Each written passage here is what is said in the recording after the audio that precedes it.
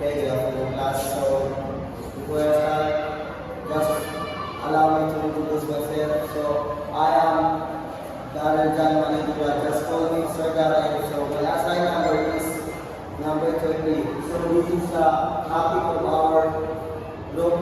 My group is number 4. So, the topic of my group is all about higher order derivatives. So, my problem is all about find the second derivative. So, y is equal open parenthesis x squared plus x plus 1 close the open parenthesis squared. So, before I start to solve this, first is write the word solution. So, we have the major numbers of this topic. So, our view is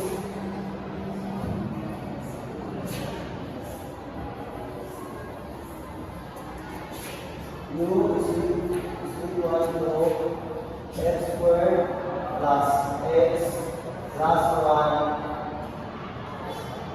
So, next is our y of this topic is y is equal to u squared. So, our du over dx is du over dx is equal to 2x plus 1. So, next is our dy over du is equal to 2u. So, nakuha natin yung mga value u. So, ang value u is x squared plus x plus 1. And ang value ng y natin is y is equal to u squared. So, the value of our du over dx is equal to 2x plus 1. So, next is, ang value naman ng dy over du natin is equal to u. So, next step is solve du. dy is equal over dx equal to dy over du, then times du over dx. So next is dy over dx. So 2u times 2 open parenthesis x plus y. So first is find the value of u. So ang value natin is x squared plus x plus 1. So write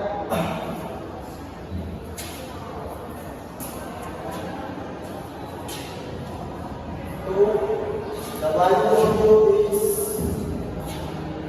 x squared plus x plus 1.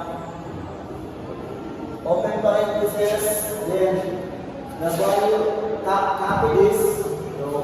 So 2x plus 1. So next step is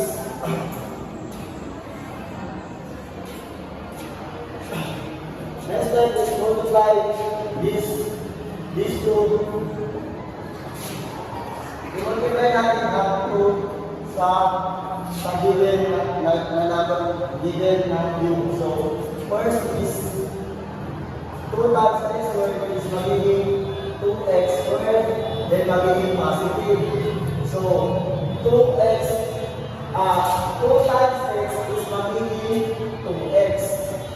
So 2 times 1 is magiging positive 2. So next. Then, bring down na natin itong 2x plus 1. So next na lang natin is i-multiply natin ito in both side. So first is 2x squared times 2x is magiging 4x. So x squared plus x is magiging x cubed. Then magiging positive sign. So next is 2x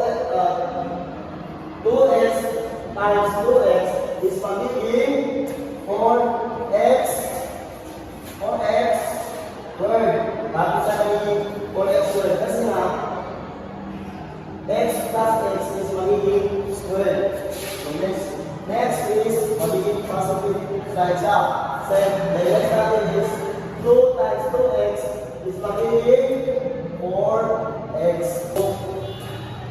So, 2 times 1 is magiging positive 2. So, next. Then, bring down na natin itong 2x plus 1. So, next na lang natin is i-multiply natin ito in both sides. So, first is, so 2x squared times 2x is magiging 4x. So, x squared plus x is magiging x cubed. Then, magiging positive sign. So, next is 2x times 2x is magiging 4x squared. Bakit siya magiging 4x squared? Kasi nga, x plus x is magiging squared. So next is magiging positive sides up. So the next natin is 2 times 2x is magiging 4x. So, next natin.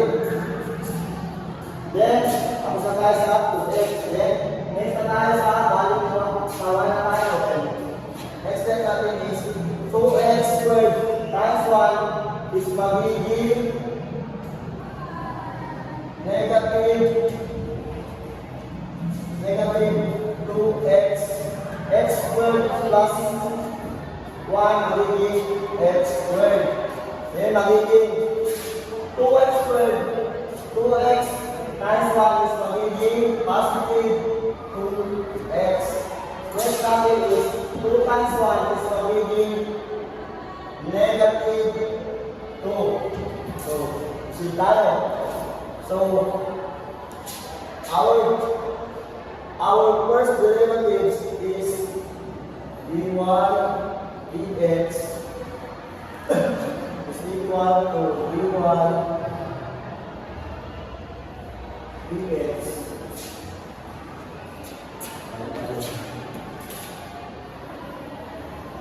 So, next natin is add the right terms. So, first is right term natin dito is si x squared is wala sa right term. So, ibig sabihin is copy na namin siya. So, 4x squared. Then, ano nga ba ang right terms dito? So, ang right terms dito sa problem natin is 4x squared and then si 2x squared. So, positive 4x squared minus 2x squared is magiging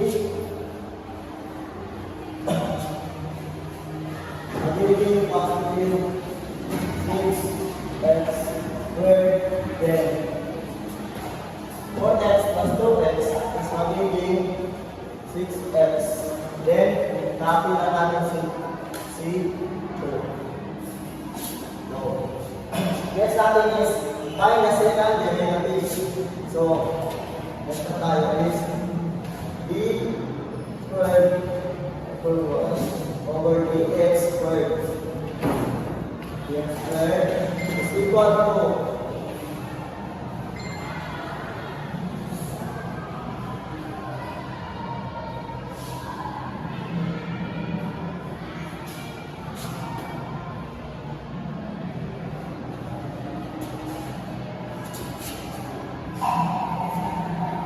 so 3 times 4 is magiging 12x.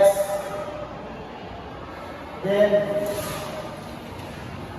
automatic minus 1 dito, so magiging squared. So next is 6 times 2, then magiging positive 12.